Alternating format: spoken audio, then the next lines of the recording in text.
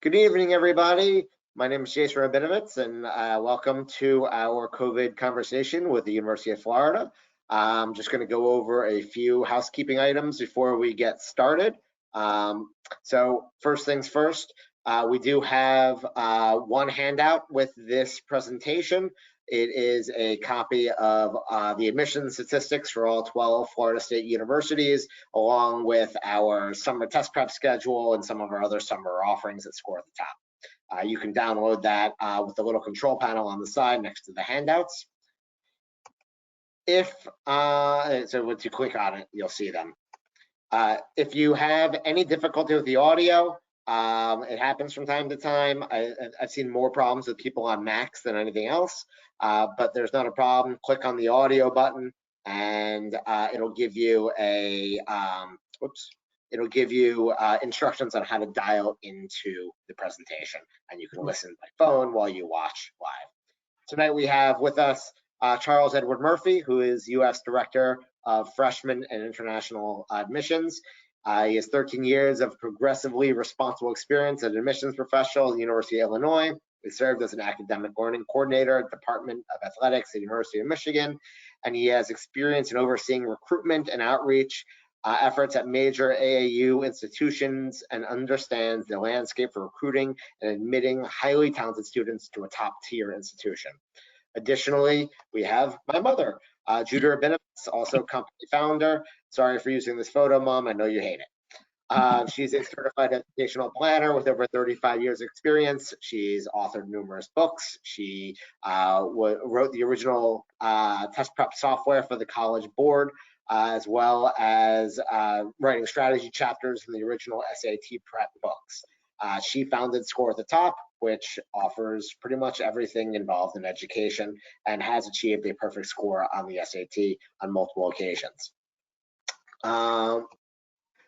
At the end of this presentation, how this is going to work is when I'm done here, I'm going to turn this over to Charles. He's going to give a presentation about UF, and then my mother will come on board and go through some Q&A.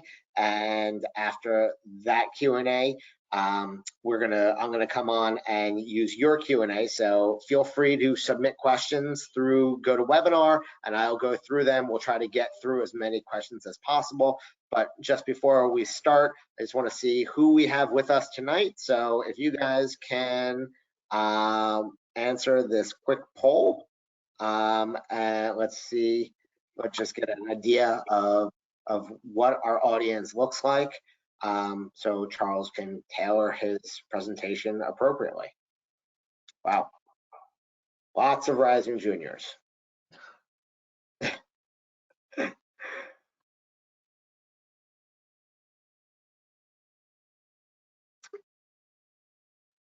All right, I'm going to give the poll another 10 seconds, and then I'm going to close it down, and we'll hand it over to Charles. All right, there we go. And now I'm giving it to Charles, his presentation. All right, so first of all, again, thanks to everybody for logging in. I really appreciate it, and want to thank you for taking some time out. Certainly, I wish circumstances had maybe been a little bit different, but nonetheless, happy to join you virtually live from Gainesville. I just sort of noticed the sun, at least here, went behind the clouds, so my room sort of got dark. So if you see the light going on and off, the window is sort of right behind me here in my face. So that explains that.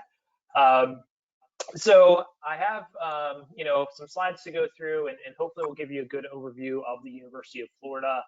I want to make sure I spend some of the time talking about the university itself. I know, obviously, folks are sort of probably focused to a greater or lesser degree on the admissions process. What does that look like? What do you consider? Statistics, all those types of things. I'm certainly going to talk about that. But I want to make sure that I talk about the university itself, because if you're looking at the University of Florida, you should know why you're looking at the University of Florida and know some of those attributes that you might be interested in as a student or a parent of a prospective student, and why Florida is interesting to you. Also, ahead of time, I was given, a list of questions that had been solicited from parents and students about UF, about our admissions process. And so I'll try to weave a lot of those answers into my presentation, but know that I may miss a few, so we'll definitely get those in the Q&A.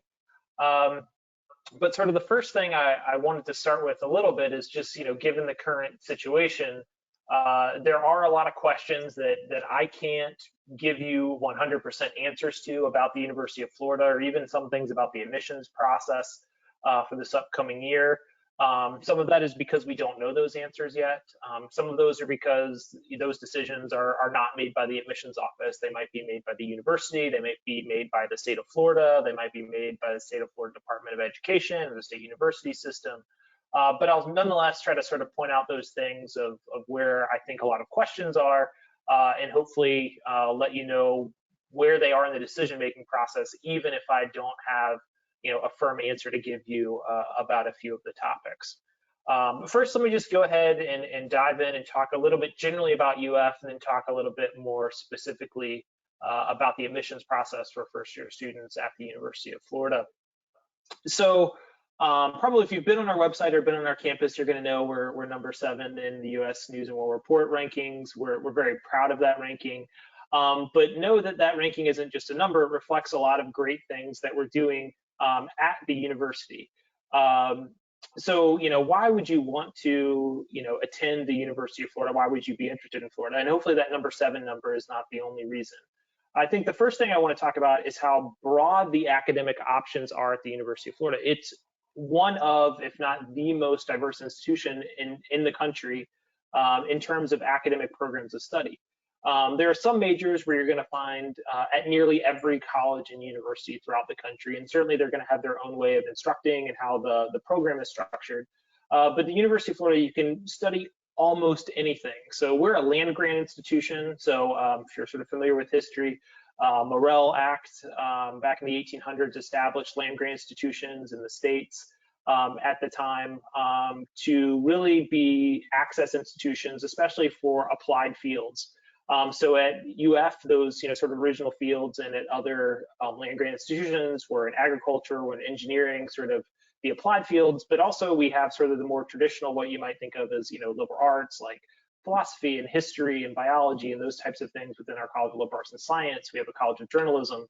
We're one of the few colleges in the country that has a law school, a vet school, and a med school all on one physical campus, and not separated across different parts of the state.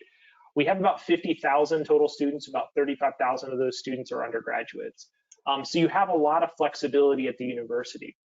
And I think that's one of the great things is you're looking at colleges and universities through your search process. All of them will be a little bit different in the admissions process and their philosophy of enrolling first-year students. But our philosophy at UF is that you don't have to know exactly what you're going into. When you're admitted to the University of Florida as a first-year student, you're admitted to the university. You're not admitted to journalism or engineering or pre-med or any of our majors. You're admitted to the university, and you have a little bit of time to explore. I know some of you probably know exactly what you want to study when you go to college, and there are probably many others of you who aren't sure what you want to study. Because we find that roughly 33% of our students, about a third, when they come in and they have a particular area of focus, hey, I want to do mechanical engineering, that is exactly what they do, and they stay on that trajectory. So that's 1 out of every 3 students roughly at UF. But 2 out of 3 students, when they come to UF, will change their trajectory once they enroll from what they put on the admission application. Sometimes that might be a very small change. Hey, I came in as a mechanical engineering major. After taking some more courses, I found out actually that's not the right fit for me, but I'm still, really interested in STEM fields and those types of things. I ended up, as a physics major, or chemistry major, or something like that.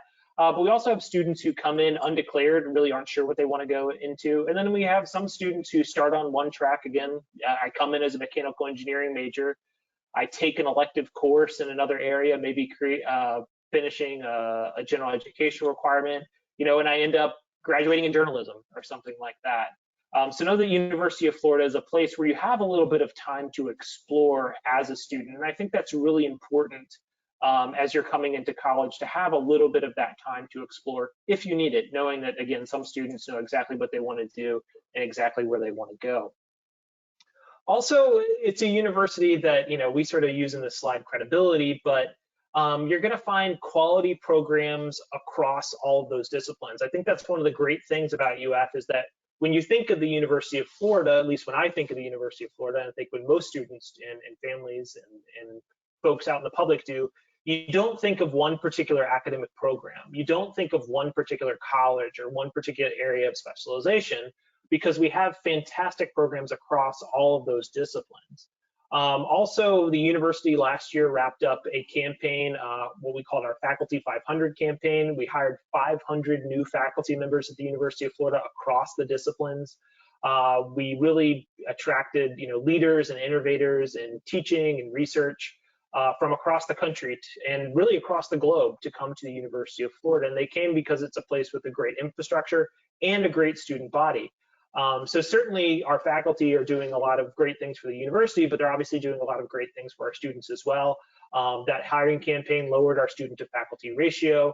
We are a large institution, certainly. There are some large classes at Florida. There are going to be large classes at any university the size of Florida. But there are opportunities to have a personalized educational experience. And I think what you'll find is if you're a UF student, the more energy and effort you put into your UF experience, the more you're going to get out of it from the faculty and staff that you're interacting with on a daily basis. Also, I think it's important to point out that yes, you are learning, in the classroom or right now in our current environment, learning virtually from our faculty. But the University of Florida is also a place of knowledge creation. And I know that maybe sound, maybe highfalutin or something like that, but this really is an institution that furthers human knowledge. And you can be involved in that as part of our research mission. We have a great undergraduate research office on our campus, which helps connect undergraduate students to research opportunities, whether that's independent research or doing research with a faculty member on campus with an ongoing research project. There's lots of ways to get involved in that. I think, a lot of people are very familiar with some of the research endeavors that have come out of the University of Florida, probably the most famous of which being Gatorade. If you're not familiar, Gatorade was developed on our campus through some faculty members, really helping, our athletic teams compete, in the hot weather, sort of in the swamp, if you will, in Gainesville on the football field. And that's why it's called Gatorade, Florida Gators, Gatorade.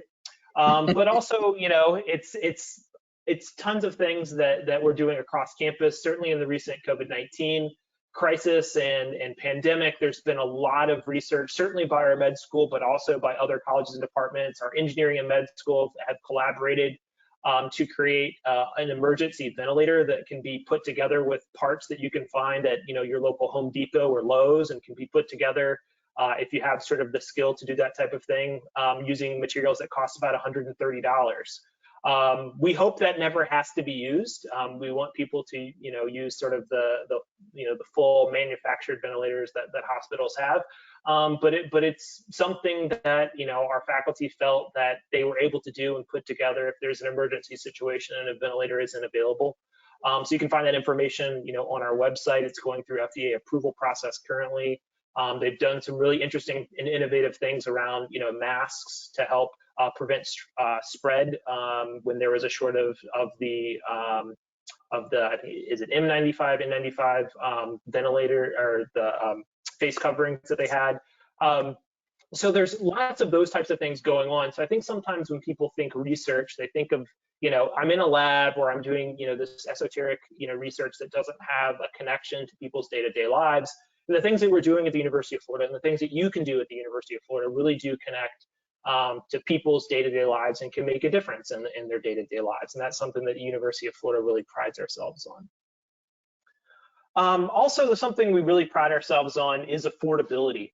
We're a great institution at a great price. The majority of our students who come to the University of Florida graduate debt-free when they finish their education. An overwhelming majority of our students come in with some form of, scholarship or grant, whether that be from, the state of Florida, from, a program like Bright Futures, or that's from the university itself. We have a lot of students who have a significant amount of financial aid and can make a University of Florida degree affordable for them. because if we have this great institution, but students are not able to access it, we're really not fulfilling our mission again as a land grant institution. So we really look and work with students, again, having a high percentage of students who graduate without debt, those who graduate with some debt if they took out some loans during their time at UF, typically have a very reasonable and manageable debt load.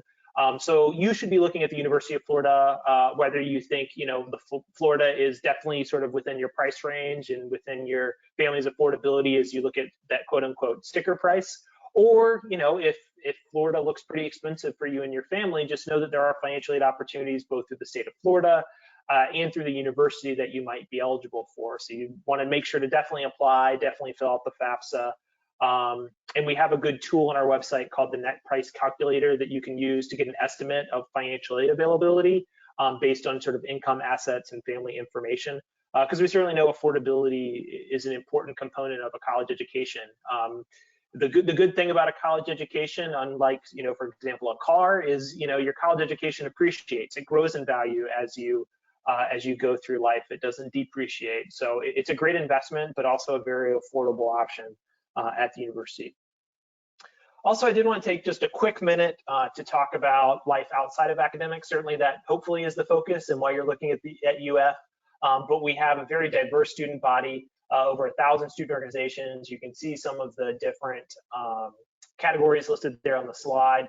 And I think the way to think about it is that wherever you're from, whatever you're doing at the University of Florida, you're going to find some people who have similar backgrounds or interests as yourself. So that could be, a religious or cultural organization. That could be something related to the profession that you want to go into, or the area that you're studying in, or service, or whatever it might be. You're going to find sort of your niche on this campus. It's a very large campus, but you're going to be able to find students that you identify with. Then there's also that flip side of the coin. You're going to be able to interact and learn from students who have very different backgrounds and interests from yourself. Again, I think that's one of the benefits if we go back to academics, that UF has all of these different undergraduate programs to study, is there is no typical student at UF. There are so many different types of student at UF, and you can really find your niche within these student organizations, and also sort of get exposed to and open your eyes up to different thoughts, opinions, backgrounds, programs of study, things you didn't even know were possible to study or that the University of Florida did. I'm constantly learning things, even though I've been at the university for about 1.5 years now. And so these student organizations are really where students really find their niche on campus, and again, get exposure to sort of the wider world, outside of their niche as well. And so that's really important to us in the educational process. So let's flip over and talk a little bit about the admissions process, and also I'll try to address some of those questions that were sent ahead of time. The first question we've gotten a lot, and I think it was on the pre-question, if you will, was about our application timeline.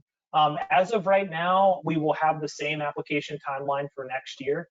Our application deadline, and really when everybody should submit their application, is by November 1st. That's when we'd like to have it in for those of you who are juniors and going into your senior year.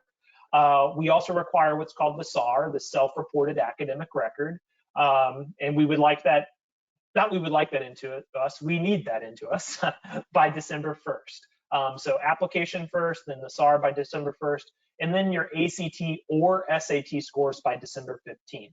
So this has been our timeline for the last, at least, recent memory that I know, few years. We believe this will give you time to get everything into us, even with sort of the current pandemic and COVID-19.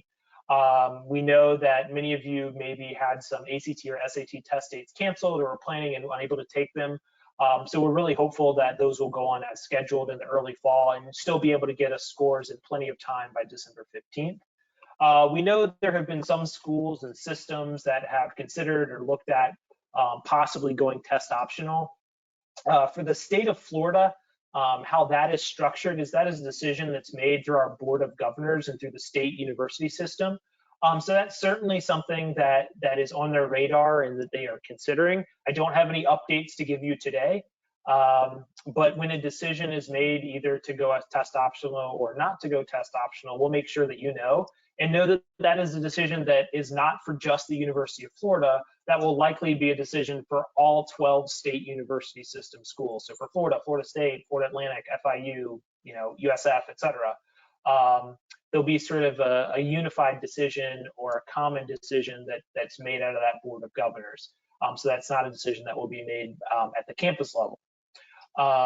So I would proceed as if the tests are required because there have been no changes in our policy thus far. And I would plan to take the test if you haven't already in the fall.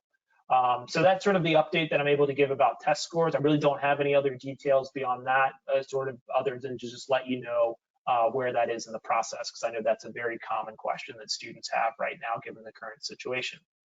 So there's sort of our application timelines for when everything is into us. We will release decisions, or at least plan to release decisions in late February is when our admission decisions will come out.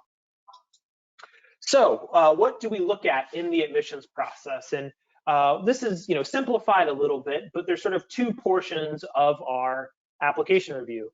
First part is academic. Second part is holistic. So if we look at academic first, we're really looking at the things that you've done over the course of 4 years in high school. We're looking at your GPA, we're looking at your strength of schedule, we're looking at the types of courses you took. We're looking at even areas of strength or relative weakness within your particular academic record. Hey, you're a really strong math and science student, but maybe not as strong in English. Maybe you're very consistent across subject areas and don't have relative strengths or weakness. Do you have grade trends? Do you have schedule strength trends? Are your grades improving? Are your grades declining? Do you have pretty consistent grades throughout your 4 years? We're looking at all of those things. So yes, GPA is one of the things that we calculate in a summary, but we're looking beyond GPA. It is not just what is your GPA. Now, I should also mention how we calculate your GPA, because we will recalculate it. And actually, all the state university system schools will recalculate your GPA when you apply to us. So what we'll do is we'll look at all of your core courses. So that's math, science, social studies, world language, and English. So in those 5 core subject areas. And then we'll also look at if you have any honors or AP, IB, advanced coursework. So if you have honors, pre-IB type coursework, you get plus 0.5 in your GPA calculation. If you have an AP, IB, ACE, or dual enrollment class, you get plus 1 in your GPA calculation. So again, an honors English class would be a 4.5 for an A, and AP English class with an A would be a 5.0. So that gives you a sense of sort of how our GPA calculation is done. But again, we're not looking at just the calculation. We're actually looking at the individual courses and grades when we're evaluating students. We won't see your senior year grades, obviously based on our application timeline. That's okay. We have enough information through the end of your junior year. We know for some of you, your second semester or your last 9 weeks of this junior year might look a little bit different based on the school or school district, or if you're at a private school. Some schools have made different decisions on their grading policies. We're not going to punish any student for a decision that was made, by your school or by your school district for how they're going to grade this semester. So certainly we're going to have an appreciation for that when we go into the review process next year. If, for example, your school decided to go to a pass-fail grading system, we're not going to penalize students again for decisions that were made at the district or school administration level for how to structure these classes in the current environment. Also, we will look at ACT or SAT scores. I have a slide in just a minute, so I'll talk a little bit more about that in just a second. So that's sort of the academic component. And really, again, it's your high school performance is the most important part of that, and then the test score sort of supplements it. Holistic review, we call it your resume. So this is basically, although you're not uploading a resume, we have questions we ask you. Answer those questions, please, and make sure that you fill out your activities and those types of things within our application. But we're looking at, activities that you've been involved in, whether you've had a job, whether you've been volunteering, whether you are active in extracurricular activities, those types of things.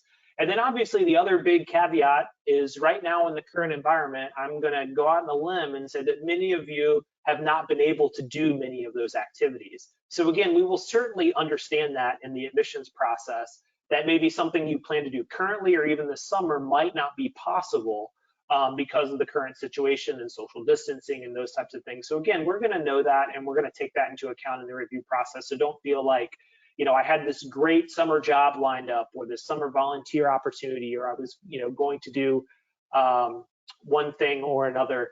at the university. Sorry, I have a little activity outside my window here that's distracting me. My dog. You can see right over my computer. I apologize for the little smile there. Got to break character when I see the dog. But anyway, we're not going to hold that against you in the admission process. And then we do require an essay. We use, and I probably should have said this earlier, either the Common App or the Coalition app. We have no preference between the two. You just do one or the other. These are both application platforms that multiple schools use, and all of them have options for essays. We will take any of those options. So you really have a lot of flexibility with what you write about. And really, we want to know something that is, we really want to know, I think, as a counselor once put it to me, which I think is a pretty good way to think about it, is we want to know, about you, what's important to you, and why it's important to you. Let us know a little bit that we would not otherwise know through other portions of the application, because we really want to get to know you a little bit more as a person. We certainly will never know you as well as your parents and your teachers and your counselors and those types of things. But that essay really lets us know a little bit more about you in the review process. And then the other thing that I should mention, which is sort of ingrained into all this, is we're very what we call context aware in the admissions process. We know every student is not coming from the same community and the same high school and the same background as every other student. So we try to, account for that. So a student who, for example, maybe goes to a very small, very rural high school, has a limited opportunity to take honors or AP or dual enrollment coursework, we're going to take that into account in the admission process. So we're aware of the student context, when we're reviewing students in the review process. As promised, here's some statistics on our middle 50%. Again, that's that recalculated GPA talked about. We really like to talk about middle 50% instead of averages or those types of things, because we think it gives you a better sense. So 25% of students scored or had GPAs above this, 25% scored or had GPAs below this, and 50% had students within this range. Again, I talked a little bit about that student at a rural school who may not be able to get a 4.6 GPA because they don't have the courses available at their high school. So again, we're very context aware of what types of courses and grades are available at a particular high school. And also, I know testing is a big question. Again, I think it's good to think of it sort of in middle 50% terms. Also, I think as students think and look at those scores, it's important to realize there is no magic score, either for a GPA or a test score, that sort of gets you in. There's also no minimum or cutoff score that you have to get, or if you don't get this, regardless of anything else, you can't be admitted to the university. But it does give you a sense where students are scoring. So if you're thinking to yourself, okay, I'm looking at maybe these test scores, and let's say that my scores are below these ranges, will I be a competitive applicant to UF? My answer would be, well, what are the other elements of your application? Are the other elements of your application stronger if maybe the test score is not the strongest part of your application? Vice versa, we have students who score above these ranges and think simply because they are strong in the test score arena that they will definitely be admitted, whereas maybe they aren't as strong in some other areas of our evaluation. And there are some students with extremely high test scores who do not get admitted to UF. So again, it's a really holistic review process. We're looking at a variety of factors. So again, this gives you a good sense of where students are scoring, but there isn't a cutoff or a formula that we use in the process. And also the other thing that I would caution against, I think, is as students look at test scores and families look at test scores, is small differences are not as big as you think they are. So if we look at a student, for example, who scores a 1380 and a student who scores a 1410, sometimes those feel like really different scores because one starts with a 13 and one starts with a 14. But 30 points, statistically, you basically have the same score. So again, if somebody has 300, 400 point score difference on an SAT, yes, that is a significant difference. But also, don't read too much into small differences because again, that test score example, statistically, those two students have pretty much the same test score. So I know I'm probably going a little longer than intended, so I'll try to speed up and talk a little bit quickly about a few pathways, and then we'll get to some questions, again, probably some that I missed through the process. So there are some additional things I want to make sure that you know about UF and the application process. First, on your left, or at least my left, is Innovation Academy.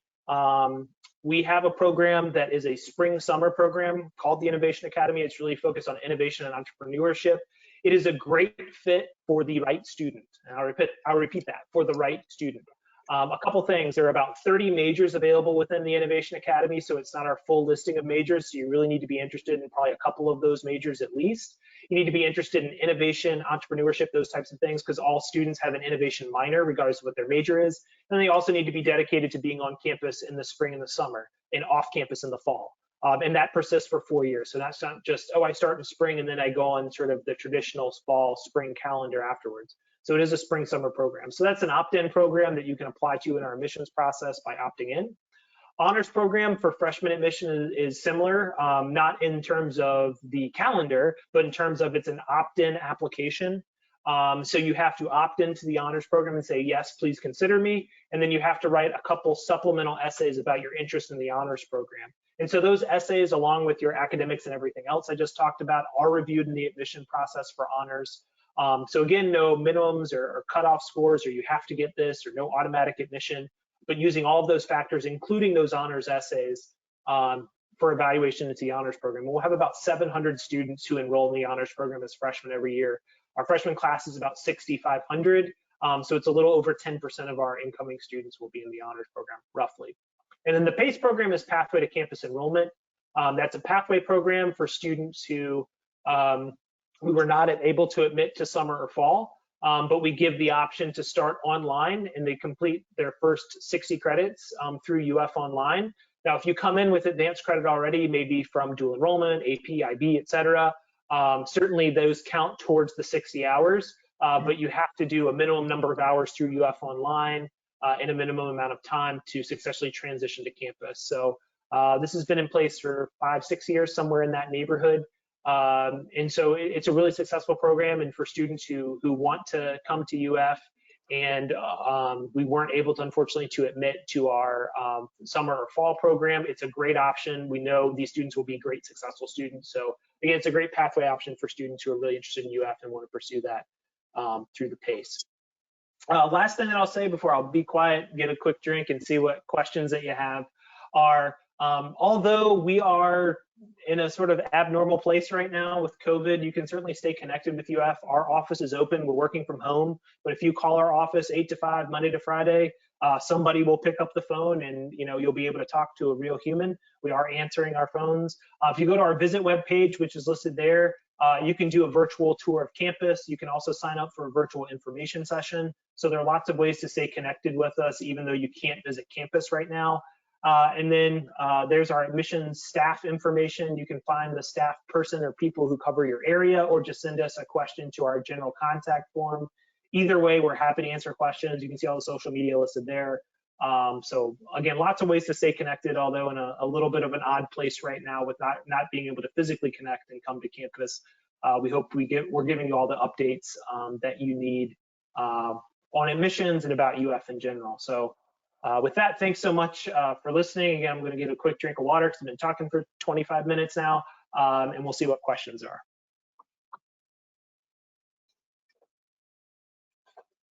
Thanks, Charles. Wow, that was so informative. I learned quite a bit as well. So even though the Board of Governors has not yet made any kind of a decision about going test optional, many students still have questions about it and sort of the what if scenario. And I think Sure. the biggest question that has come to light, or a few of them actually, are how has your admissions office thought about the process? If you should go test optional, first of all, would there still be an advantage to submitting an SAT or ACT score that was either in or above your mid 50% range?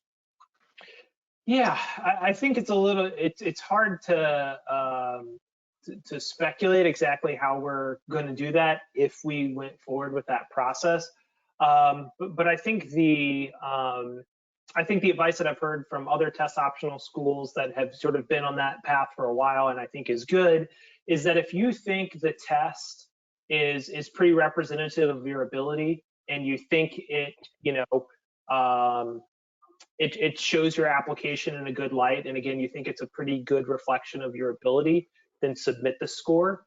If you don't feel like it's a good reflection of your ability, that's probably not a score you would submit.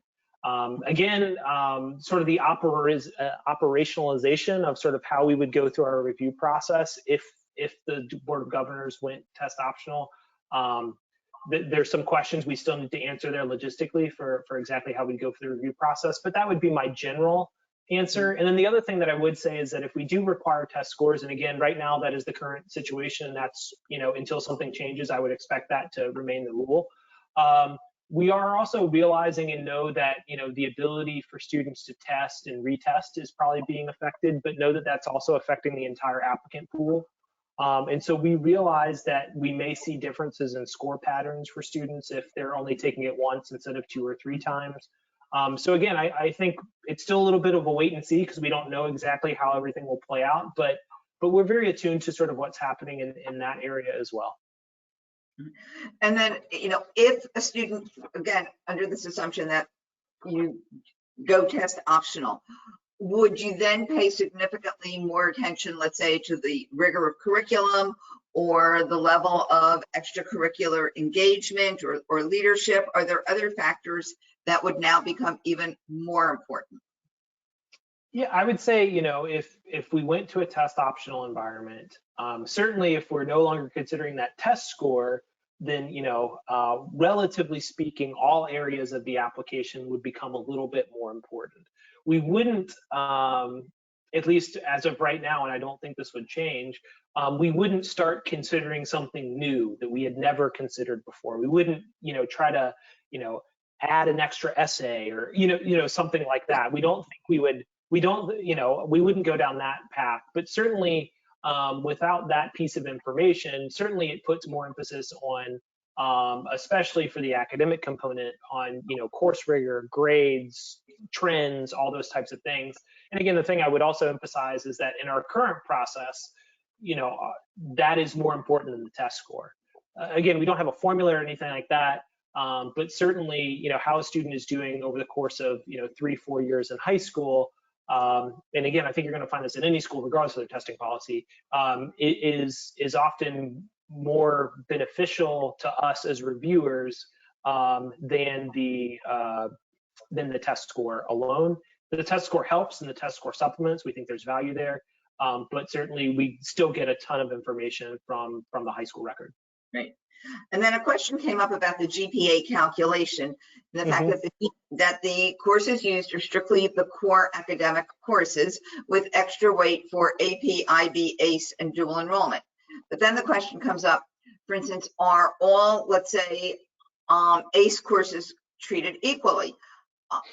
For instance, if the student has taken ACE Travel and Tourism, it's a business course, that's not a core, but it is ACE. Does that get the extra bump? Yeah, so I maybe should have clarified, any course that is ACE, AP, IB would get calculated in the GPA. So, a good example is I'm taking art, just a regular art class, that's not calculated in GPA. I'm taking AP art, that gets calculated in the GPA. So if it's at that level. The other thing that I would say again is, yes, we look at the GPA, but we also look at the courses themselves. And so, for example, there are a lot of different math courses that a student could take that are dual enrollment, AP, IB, et cetera. And, some are at higher level than others, just as Algebra 2 is a higher level than Algebra 1. A Calculus 2 dual enrollment class is a higher level than a Calculus 1 dual enrollment class is higher than a college algebra dual enrollment class. So we, again, look at individual courses, and GPA is part of that. We look at the GPA, we wouldn't calculate it if we didn't use it. But again, it's not just the GPA. We are looking at the actual academic record. So then related to that, with a dual enrollment course, what about something that's dual enrollment but not core, such as dual enrollment nutrition, as opposed to dual enrollment abnormal psychology? Would they both get that extra bump? Yeah, I mean, I'm just trying to think about the minutia off the top of my head with a couple of the questions. But for the most part, if it's a class that's going to transfer as academic credit, to the University of Florida, it would be calculated. If it's a class that, you know, and of course I can't think of a good example off the top of my head, but if you took like a technical class is a good example, that is sort of more on the, you know, again, not to get into the details here, but more of an AS track than an AA track, you know, applied associates, that would not be counted. Again, I can follow up with more specific details. I probably need to look in the course guidebook to give you the exact answer. But the answers are most will, but some may not. Yeah. And I'm wondering how UF is planning for reopening in the fall. If there are contingency plans, if there's, you know, different hybrid plans, assuming that you're going virtual for the summer, as we've heard other state universities in Florida are doing. But what are the thoughts about fall enrollment now? Yeah, so we are definitely virtual for the summer. So that is our summer A session starts, I believe, Monday, and that will be online. So it'll be online through all of our summer sessions. The fall, you know, I think it's our intent and our hope to be back on campus, but I think like any responsible college and university right now, there are, you know, multiple options on the table in multiple scenarios that they will continue to evaluate.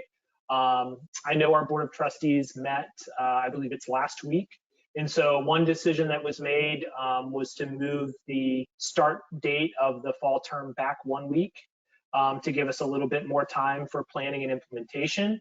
And the time frame that I'm aware of and came out of that meeting was roughly mid-July. So July 15th has sort of been the date that we've been told a decision will be made, sort of what campus will look like, whether you know, on campus, whether hybrid, whether delayed start, you know, all these types of scenarios. I think they're looking at a lot.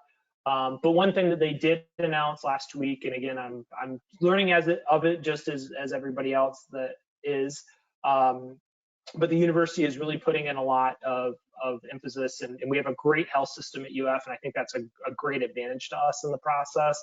But, you know, putting together a plan and a system of testing and tracing if someone does, you know, is on campus and is positive, and how to sort of mitigate that and be as responsible as possible if we're able to come back to campus in the fall. Again, I think that's everybody's hope, but we're going to follow the science and follow the experts and work very closely with, you know, the state university system, our elected, you know, leaders.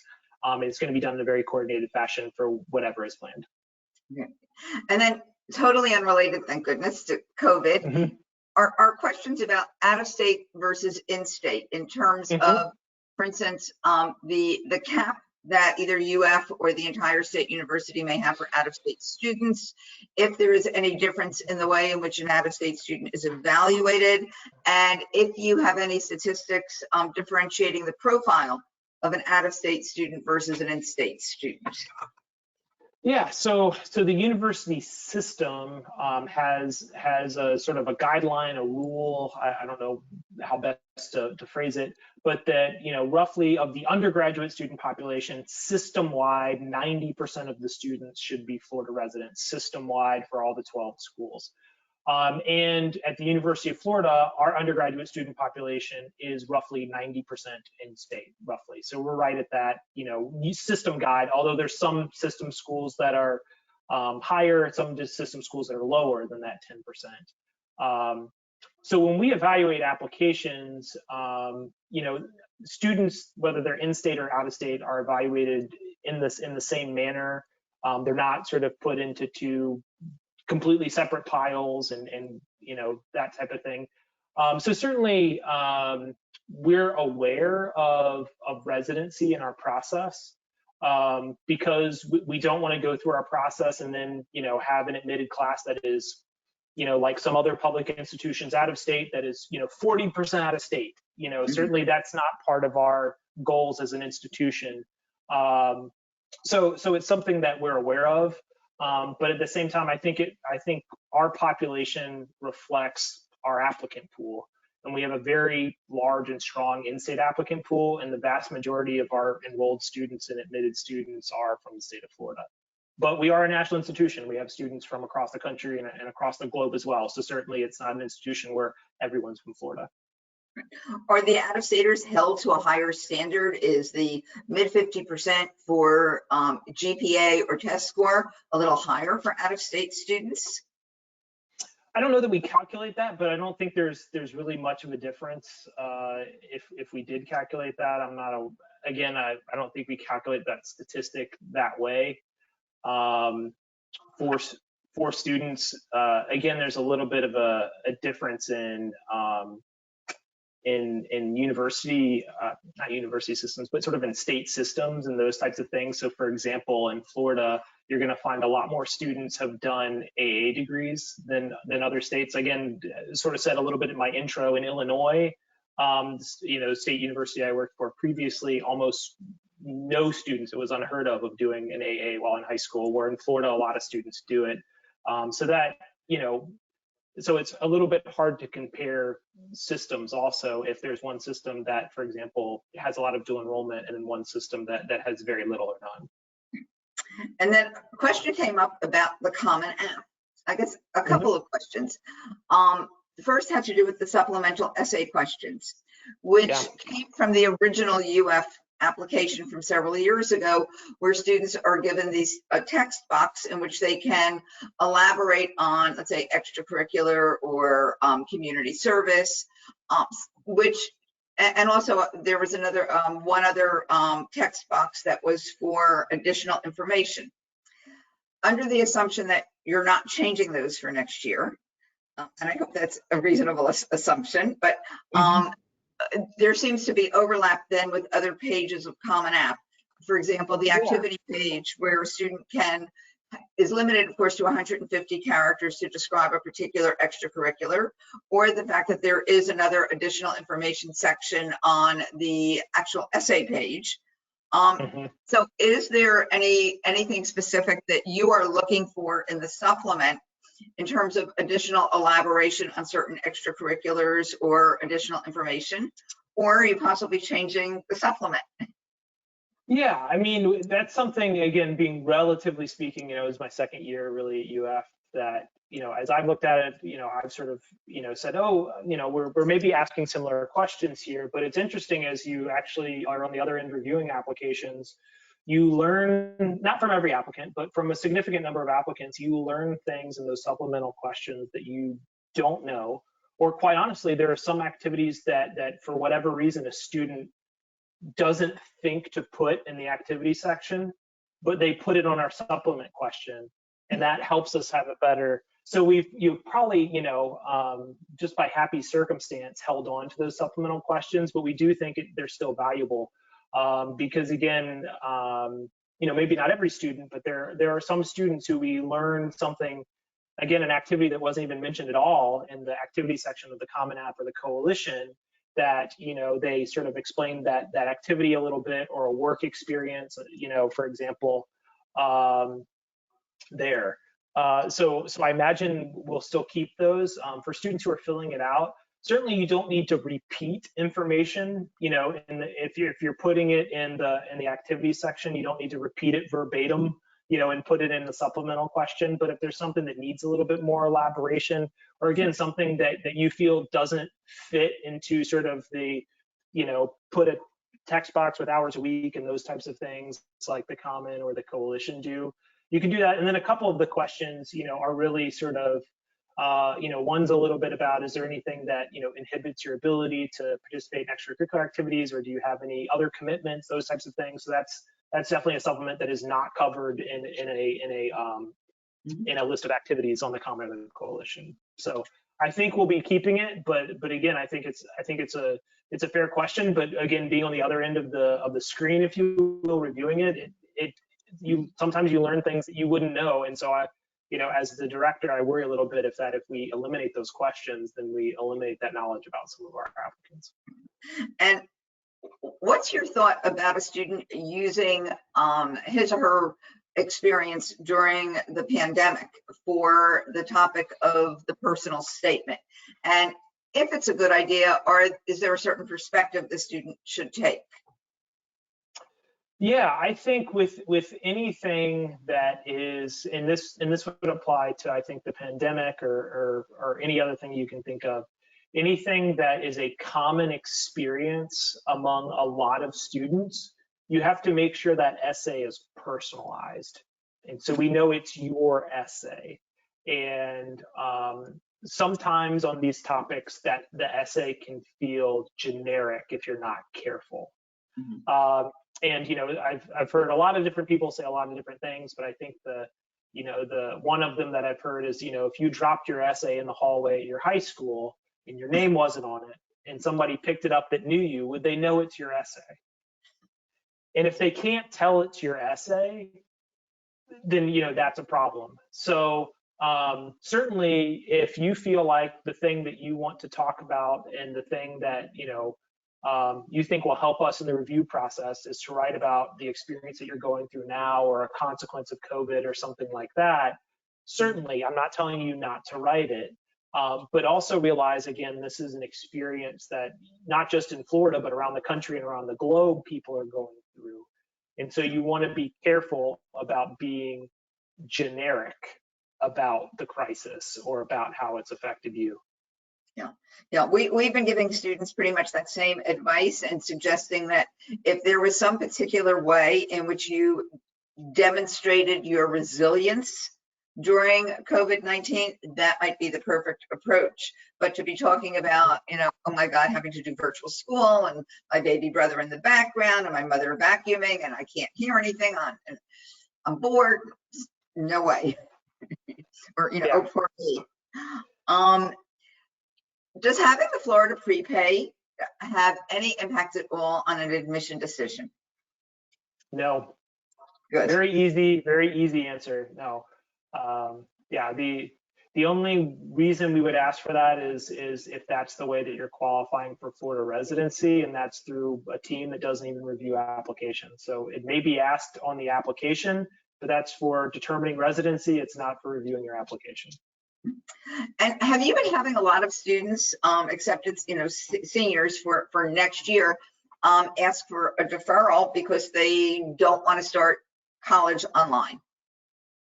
No, we haven't seen it. We've had it talked. I've heard it talked about a lot, but we really have not seen this spike in students asking for a deferral. We do allow students to request a deferral, and we typically approve those if it's something that is service, religious oriented, something like that, and we will typically defer for up to a year. So we don't defer for a year for students to sort of take a year off. We want them to be doing something active during that year. So our first question for a student who asked to defer would be, well, what are you going to do during the year that you defer? And so someone who's just looking to take time off would likely not be somebody who we approve. But also we haven't seen it. We haven't seen, hundreds or even dozens, of students asking us, can I please defer? I'm not saying it won't happen between now and August, but we haven't seen it yet. A lot of juniors are worried that it'll be more competitive if too many, seniors defer. So that's good to hear.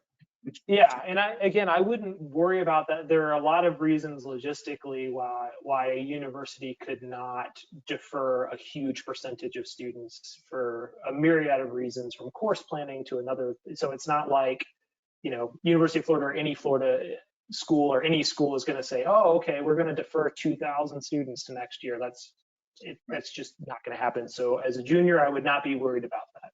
Okay, and I think I just have maybe one or two more questions before we turn it over to Jason to see what other audience questions have come in. I'm wondering about your yield for this year. I would have expected it to be higher, perhaps because more students are deciding to stay, Florida students are deciding to stay closer to home. Have you seen that? Yeah, I mean, it's still a little early because in our residency process, as I'm sure if for you and for anyone who has gone through the Florida residency process, it's pretty document heavy. You have to submit a decent number of documents. There's actually a decent number of students right now who are still undetermined in our residency process who've said they're coming. But based on addresses and those types of things, our yield seems similar to past years. We have seen a little bit of a change, like I think a lot of schools have for international students. We have a relatively small international student population in Florida. again, compared to a university that I came from previously, University of Illinois, and this is old information, so it may be completely different now.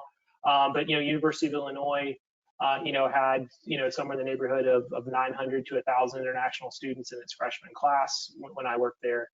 University of Florida is 20% of that, 10% of that, much smaller. And the other thing to remember is international students, it's based on nationality. It's not based on where you live. So a lot of our international students are right here in the state of Florida. So that's the other thing to remember. So do you count those as Florida students or not? So, but basically we haven't seen any huge changes except out of country international students seem to be down a little bit, which is I don't think unique to UF, but we expect our freshman class to be roughly the same size as it's been the last couple of years. Okay. And have you heard any changes, any rumors about changes to Bright Futures? You know probably as much as I do about Bright Futures. We know it has obviously a big impact on the students who are considering UF and obviously their financial aid, but we have not heard officially of any changes or anything coming to Bright Futures as far as requirements. Okay. So I probably know as much as you do. Okay, and I think the last question is, have you been able to grant extensions to deposit dates for students who perhaps whose families have endured some financial hardships now and are not sure if they can yet afford UF for next year and asking for an extension?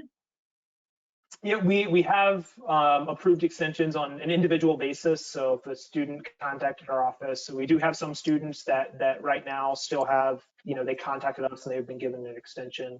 And we're, within reason, within limits, we're trying to be as flexible as possible with students as they're making decisions. But, for example, I talked earlier about, July 15th is the date when we think we'll know, and hopefully before then, what fall will look like.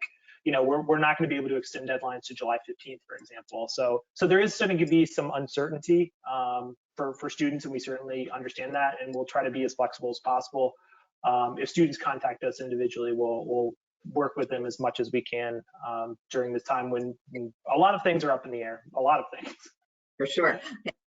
Jason, do you want to get back online and have maybe a little lightning round in terms of questions that have come in? Yeah, Charles, thank you again for your time. We really appreciate it. I have a ton of questions, but I will keep it limited. And if I can't get to your question today, we'll see if we can get you the answer from Charles or if it's something that we can provide to you personally. So I'm just going to take them as they were asked.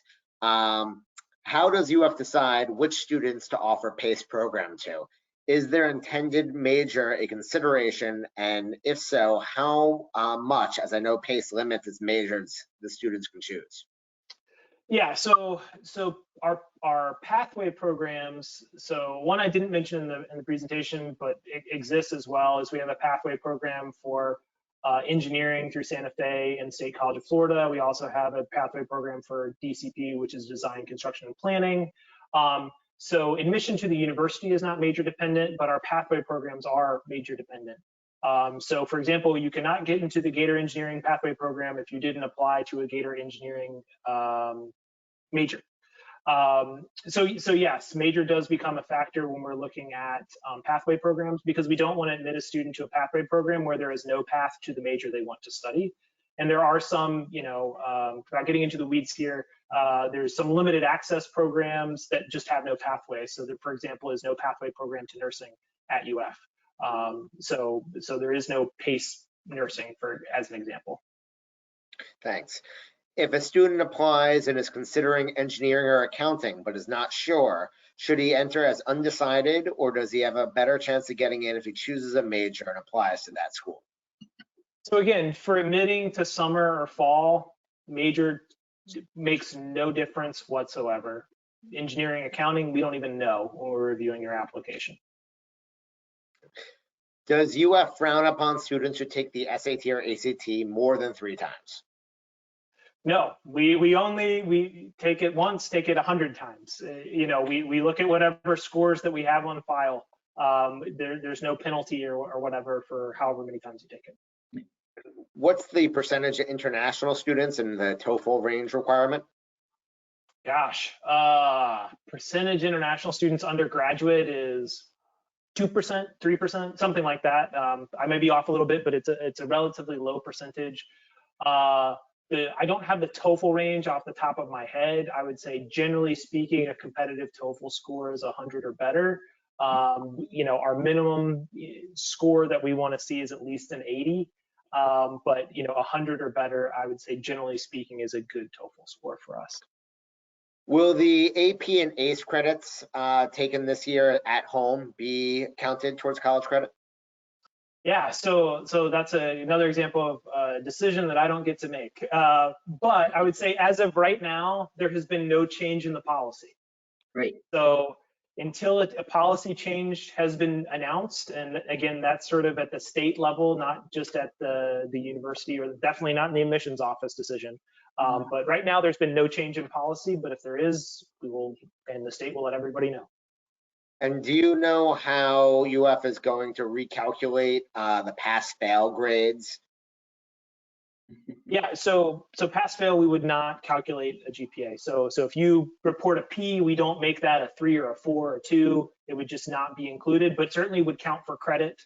I think the other thing, obviously, if you have a pass grade, for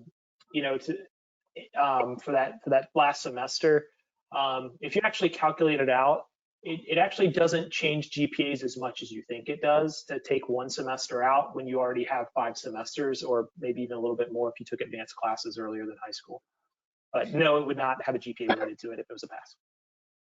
If you landed a great summer internship but couldn't go because of COVID, should you still mention it on your application? I would say, if you think it's important enough to mention, it's sort of one of those, again, sort of, if I think about Coalition, I think about Common App, for example, there's only so many slots in your, for your activities. On our supplemental questions, there's only so many words or characters that you can submit. So if you feel like that is one of my most important things that you can know about me in this limited space that I have, absolutely put it in there. But if you think there's more important things for us to know about, leave it out. And that would be the example for anything. The admission statistics that you had up on your presentation, were those for 2019 or 2020? Those are 2020. So those are on our website. That's the admitted statistic for 2020. If there's about this much difference from 2019, they're very similar. And what is the GPA, SAT, ACT requirement for Innovation Academy? Yeah, gosh, I don't have that statistic off the top of my head. But if you go to the Innovation Academy's website, I believe they have some middle 50% statistics there. I can say that I know the middle 50% are not quite as high as the summer fall middle 50%. But again, I don't want to quote a wrong number. But it's, I don't have those right off the top of my head. But again, it's not quite as high as the fall summer statistics that were on the PowerPoint. Do you know if there'll be any campus visits over the summer? I can tell you for a fact there will be no campus visits through at least the end of August. After that is going to be TBD, because obviously a campus visit is a social gathering. So we don't know post that, but I can tell you at least through the end of August, no on-campus visits through the admissions office. And when does the 2021 application become available?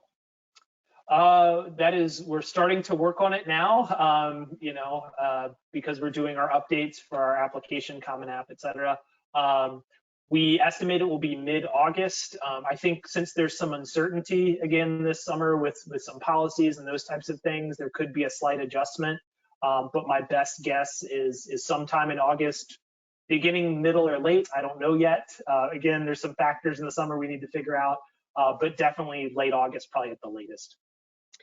Do you have any idea how the state's going to handle bright futures for graduating seniors who didn't qualify but no longer have the opportunity to take the test? My understanding, and again, and I am not the authority here, but my understanding is that they are using the test scores you have.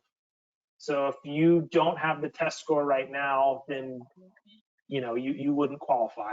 That is my understanding right now. But again, I am not the authority on this. I am not the decision maker on this, but that is my understanding that they're using whatever scores you currently have. Does UF prefer AP over dual enrollment? No, we don't have a preference. We really want students to take the courses that they think will balance that challenge and success the best. So for some students, it might be dual enrollment. For some students, it might be AP. We really don't want to tell students what to do because the students, their family, their teachers have a much better sense of what the right course for them is than someone in an admissions office who doesn't know the work that they've done. But again, I think it's important to balance that challenge and success. You certainly don't want to sort of, for lack of a better term, not challenge yourself enough and be flying through with fantastic grades knowing you could have challenged yourself more. But you also don't want to overload yourself and then you can't keep up in all your classes. And we also know what's available at each school is going to vary. So not everybody has the same opportunity for every class. So we try not to get into that level of nuance of telling a student what to take. But we don't have a preference, but we want students to challenge themselves, whatever area that's best done in. Right. So my last question, this is probably one of the most fun questions I've ever gotten to ask, is okay. Have you ever come across an actual live alligator in the wild? And if so, how close to campus? Okay, I guess it depends on what you count as the wild. But I have definitely seen small alligators on campus at UF. Lake Alice, which is on our campus, there are alligators in Lake Alice, and really, in the Gainesville area, and I'm probably to an extent it's true maybe everywhere in Florida, is that if there is a body of water, you have to assume there is the possibility of an alligator being in it. But I've definitely seen alligators on campus, including one in a small, if you're familiar with campus, sort of the small pond that's right next to our Field and Fork student food pantry, and sort of right off sort of the main lawn area near the Marston Science Library. So I've seen, that's pretty much in the heart of campus, and I've seen a small one there. So if you leave them alone, they leave you alone. Charles, thank you very much for your time. Everybody else on the webinar, thank you very much for coming up. We do have a couple webinars coming up. We have tomorrow night. We also will be hosting Vanderbilt, Union College, and Indiana next week. And you can get to the sign up page for that webinar on scorewebinar.com. And all the webinars that we've done previously, links to the recordings are on scorewebinars.com. And again, Charles, thank you so much for your time. Thank you so Absolutely. much. Thanks for having me. Spend time with you. Thanks again. If anyone has any questions, feel free to email me, jason@scoreatt.com. Good night, everyone. Thanks for attending. Have a great night. Bye.